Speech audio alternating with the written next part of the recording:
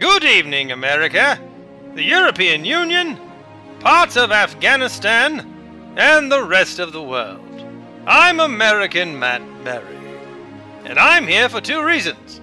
One, to drink this whiskey, and two, to introduce you to Two Dudes Revue, a brand new web series from the minds of two dudes plus a girl. It doesn't make much sense, but as long as the check clears, I don't give a damn. And now, on with the show! Okay, so we see this is Combiner Wars Menasor. He's based on the old G1 figure. There we go. Well, he's a pretty good toy, I guess. And oh, that fell off. But I'm gonna go through every step of the transformation and really show you guys, how he transforms and every little. Wait, how does that detail? Hey, really what I want to do is The hell are you doing? Nobody wants to see another all hands, all transformation, all boring review. Why are you so angry? Because that's how you wrote me. Look, you're vanilla right now. You can't be vanilla. You need sprinkles. You need chocolate chips. You need syrup. You need to be Rocky Road.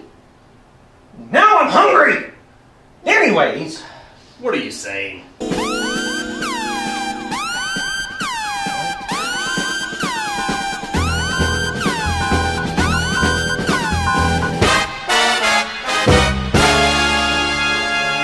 a YouTube holiday special. Sorry guys, but there's just too many toy reviews out there that are nothing but 20 minutes of someone's hands in a close-up. So we here at Two Dudes Revue are going to try something a little different. It's our first ever toy review / nerd history lesson, semicolon, clam bake. Clam bake? Still hungry. This year saw the release of the latest edition of the Transformers toy line, Combiner Wars. But the Combiner concept has actually dated back to the earliest days of the Transformers brand. In fact, it hails from before the Transformers even were Transformers. Oh, you mean back when they were GoBots? Don't push it, Ron. Seriously though, as we all know, or all should know, before Hasbro's created the Transformers brand, and yes, they created the brand in America, the toys existed in Japan under Takara's Diaclone and Microchange toy line. However, after the transition to the new branding, Takara still had some toy designs which were unused and waiting in the wings. You see, Hasbro picked and chose from a variety of different toy manufacturers. Just get to the toys! No! I'm sick and tired of everyone thinking that Transformers was a Japanese brand. Yeah, the original toys were Japanese, but the cartoon and the comic books were American. It was a joint venture, people. And no, you did not have a giant Optimus Prime that was as tall as you were when you were a kid. And there was nothing wrong with Megatron being...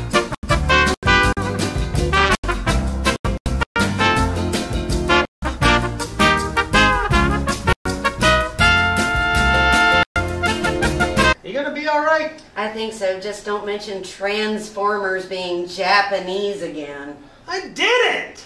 Guys, it's fine. I just got caught up in a minor pedantic loop there. Are you sure? Yeah, I'm alright. Now, where were we? Scrambled City? So before the partnership, Takara had a smaller scale of toys in the works. Individually, they were less expensive, but the play pattern focused on infinite combination. The first of these was the most famous. Coming to you straight from the Diaclone line was the Jolly Green Giant himself, known as Devastator, formed from the Constructicons. But really, he was just a flimsy, floppy prototype for what was to come next. Released in 1985, Devi was made up of 6 individual toys held together with tiny connectors and a lot of hope and prayers. Many of which went unanswered. But Takara and Hasbro released further combination sets that had better sculpts, but the articulation was... lacking. One of these is Menasor. One of these is a brick. Can you tell which one is which? The answers might actually fool you. Here's a hint. Now in Japan, these later toys would be released along with fan favorites Metroplex and Triptychon as the subline called Scramble City, which admittedly sounds like an all-egg restaurant. But in America, we just got, hey kids, look, new toys! Beg your parents! Which brings us to our next point, the introduction of these new characters into the cartoons and the comic books. Now, contrary to popular belief, the original G1 cartoon was not some anime masterpiece, heartlessly butchered Foxbox style by American censors. Instead, Hasbro and Marvel contracted to Sunbow, a media company, who created the cartoon for the sole purpose of... to sell toys! Jazz hands! You don't need to say Jazz hands! In the comic book, the Stunticons are created by Megatron via the Creation Matrix and come roaring on to the Cybertronian battlefield, announcing their names and capabilities to no one in particular, in what's become known as a classic Bob Budiansky intro dump. Yeah, don't you announce yourself in the third person whenever you meet someone new, Ron? Not since that last time. Hey, Matt's ready to get his drink on and party! I'm Amy, and I'm ready to hit the dance floor with my fab moves. And Ronnie's ready to rock because he just jacked you in the bathroom! Yeah! We got lucky in the cartoon with a pretty decent two-parter showing how the Stunticons and Aerial Bots came to be, the key to Vector Sigma. So the episode begins with the Autobots transporting the MacGuffin of the week, but are attacked by the Decepticons. Luckily, the bots employ the unbeatable strategy of going into a tunnel while the flying cons crash into a mountain? This leads Megatron to the brilliant realization that it's the Autobots' superior ground control that's stopping them from their ultimate victory. So he comes up with the idea to create his own team of transforming... Wait. What? You saying the reason Decepticons are always losing is because the Autobots control the ground? What are you gonna do? They practically rule the road. That makes no fucking sense. Look, this is a jet. This is a car. Jet beats car! Every time! The Decepticons weren't losing because they had superior ground forces. No! They were losing because they're a bunch of goddamn morons who couldn't stop themselves from hitting a fucking mountain! Yeah, well, you know, the real reason, though, that they needed to introduce these new characters, right? To sell toys! Why do we keep doing that? Well, because that is what it is. It's so weird. So Megatron immediately sends Rumble on a quest to steal some cars. And I mean immediately. They haven't even been away from the battle more than 2 minutes, and he's already implementing a new plot. I think that's Megatron's real problem here. He needs some Ritalin. Alright, I gotta stop us here for one damn second. Right, look at these bank robbers. Who the hell wears a hard hat to a bank robbery? And then earlier on, truck drivers for no reason wearing a hard hat. And then later on, there's gonna be some military green hard hats. Why are they hard hats? Wait, we just wore hard hats. That doesn't make any sense. What the hell's going on? Well, it was the 80s. It was a kind of a strange time for fashion. You know what's funny, though, is that functional hat wear is actually coming back in style in kind of a postmodern, ironic kind of way. You know what I'm saying?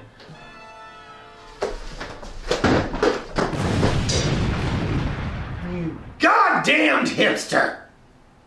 We then cut to a montage of the cars being turned into the Stunticons, and holy crap, they actually show the Lamborghini's engine in the rear. The animators did something right for a change. But after converting the cars into Transformers and upgrading their technology, they still don't have sparks. For that, Megatron needs to take them to Vector Sigma, a mystical computer back on Cybertron. Alright, I gotta stop us here for a second. Alright, look, the Dinobots were constructed on Earth without Vector Sigma. The Constructicons were constructed on Earth without Vector Sigma. All these things built on Earth without all the mumbo jumbo. Well, you have to understand that continuity wasn't exactly high on the list of priorities for 80s cartoon writers. I mean, look, kids nowadays, they don't know what we had to go through with our cartoons. They don't know how good they got it now with stuff like Regular Show or Avatar: The Last Airbender. I mean, these are masterpieces compared to the writing that we had to endure. Let's go ahead and throw in a little Get Off My Lawn while you're at it. Are you sure? Yeah, you can't go wrong with the classics. Get off my lawn! Hey, that felt pretty good. It always does. Hey, you know how you were saying how great the animation was? Yeah. Check this out.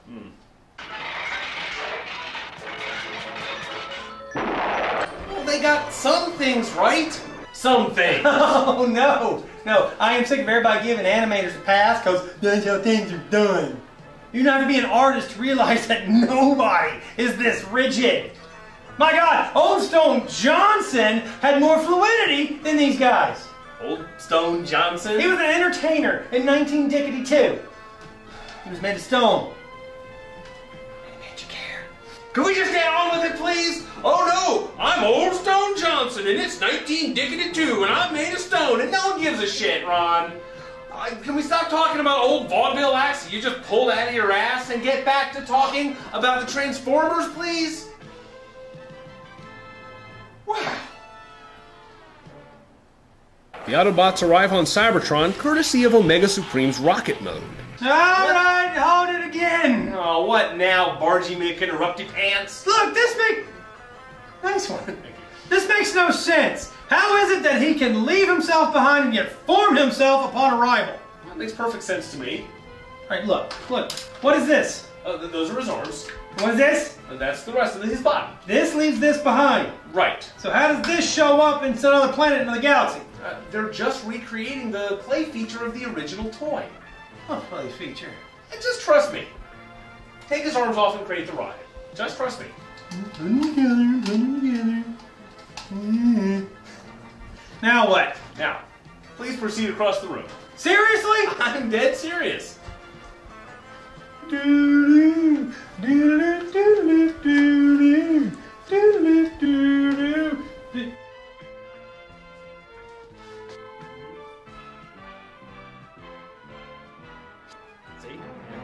What the fuck? Megatron goes off to create life while Prime and the gang meet up with Alpha Trion. After getting the info they need from Mecha Gandalf here, they're on their way. Enough! To sum up, after some Keystone Cops action on Cybertron, the Decepticons get personalities, with Dead End having my personal intro line ever. I am Dead End. I guess I'll have to do what you say.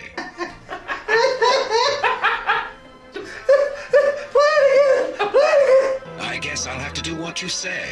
Prime wasn't out of the fight yet because he built new Autobots out of 5 space planes. Sigma, give these machines personality worthy of him who created me. So, of course, the first thing they do... After all, you need us, but we don't need you. Come on, guys. We can get along without these jokers. Good looking out, Gandalf! Oh yeah, but they come back. Because they were bored. Well, maybe. In the red corner, wearing Autobot white, weighing in at one jetliner and 4 planes, the sensational stewardess drink, Superior! And in the purple corner, wearing Deceptor Gray, the monstrous multiple personality of Might, Menasor! The fight commences after some witty smack talk.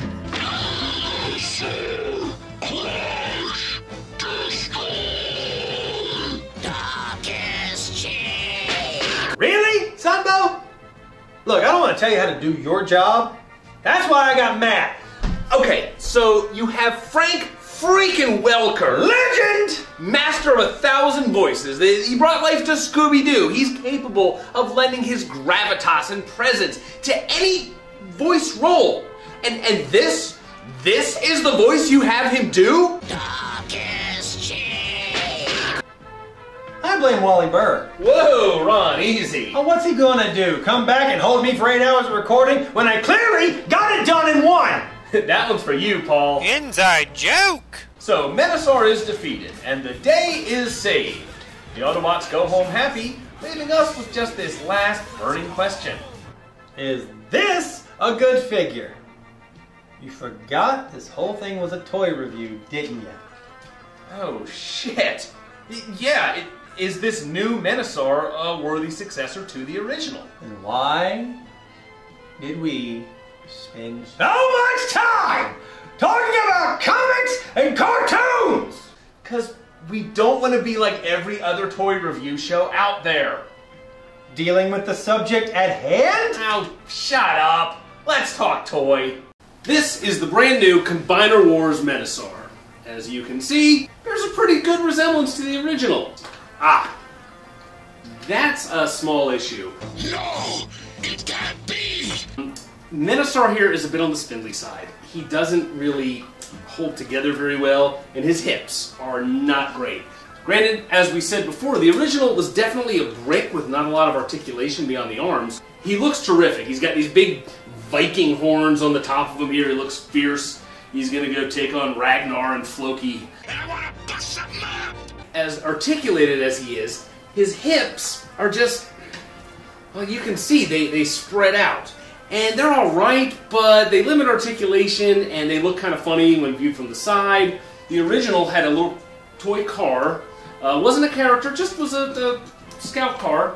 And so for the new one, they've done the same thing. Now, I don't have the actual black and purple car because Hasbro's toys distribution sucks. Send out the next batch! So I have the Rodimus redeco of that toy.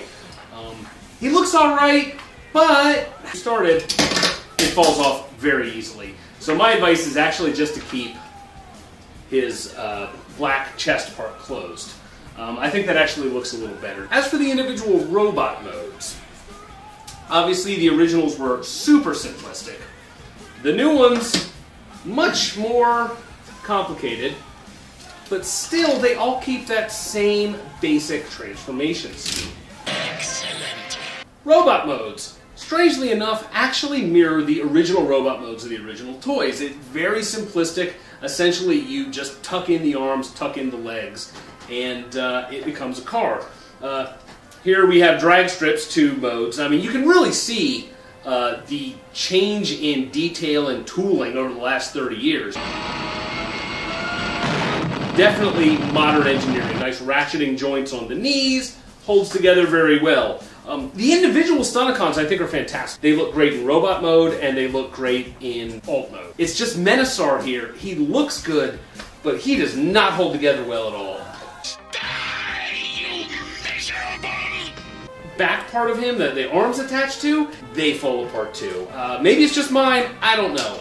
But if you are going to display this figure in Gestalt mode, make sure he's maybe propped up against something, or he can lean on another Transformer, so you don't want him falling over in the middle of the night. Overall, he's fun, don't get me wrong, just not super playable. Omega Supreme! Superion here is solid as a rock. As you can see here, everything's in great proportions. He still maintains the new articulation, though, of a modern toy. He looks great, and I love his color scheme, the whites, the reds, the bit of orange here and there, whereas Menasor and the Stunticons kind of had that motley, random assortment of colors. These guys are uniform, showing that, yeah, they're more of a team. Autobots work together. The individual plane modes aren't fantastic. They're not that great. They're a lot like the G1 plane modes. Hasbro and Takara could have come up with something a little bit better. However, individual robot modes. Here's Air Raid. And I'm Air Raid. Just one example of the aerial bots. Really great definition on the face. Lots of little details in the legs and on the elbows. The aerial bot sculpting is just some of the best I've seen come out of the Transformers brand in the last couple of years, in my opinion. None of the Autobots can hold a candle to us. As Superion and have them in their individual bot modes, that's a great choice. The Stunticons are fantastic as cars. They're really good as robots. Menasor is lacking. Stunticons, disengage and retreat! Superion, on the other hand, fantastic combiner. Fantastic individual Autobots. Hey, how do you like that? We beat them. The airplanes are just not quite there. Come on, we'll teach them not to mess with us. Hold it! They're on our side. Couple last thoughts, some neat ideas. The hands and feet can turn into guns or extra engine blocks that can go on the backs of the cars. You can actually place the hands and feet onto the older Scramble City combiners. It looks a little silly that, over the years Transformers have grown and changed, but there's still a lot of playability in the old ones. Another fun little tidbit about these guys is that they've replaced one of the members of each with a brand new character. We have Alpha Bravo. And you call yourself a jet. The helicopter. Hey guys, come on. Let's look this place over. And Off-Road, not exactly the world's most creative name, but still solid figures. So guys, in conclusion, the Combiner Wars Combiners are overall pretty great. If you want a Superion, Combiner Wars is a fantastic choice. If you're really dead set on having a perfect Menasor, you might want to hold out for one of the third-party guys. Take 'em! And that's about it for our toy review here at Dudes Revue. And, well, Ron's supposed to be here to, Ron? Ron? Where'd you go, buddy? Where'd you go? Ron? Yeah, no, I think we're pretty good. Yeah, we're done here. Yeah. Oh, you can? Oh, that's great. That's awesome. Yeah, no, he'll be very surprised. I know he will. Yeah. No. All right, well, I gotta get off here. Yeah. What? Oh, that's slightly racist. No, it's fine. No, it's fine. All right. Well, I'll talk to you later, buddy. Oh, yeah? Look forward to seeing you. Okay. Kooky, yeah. Who was that? That was old Stone Johnson. He's coming to talk to you.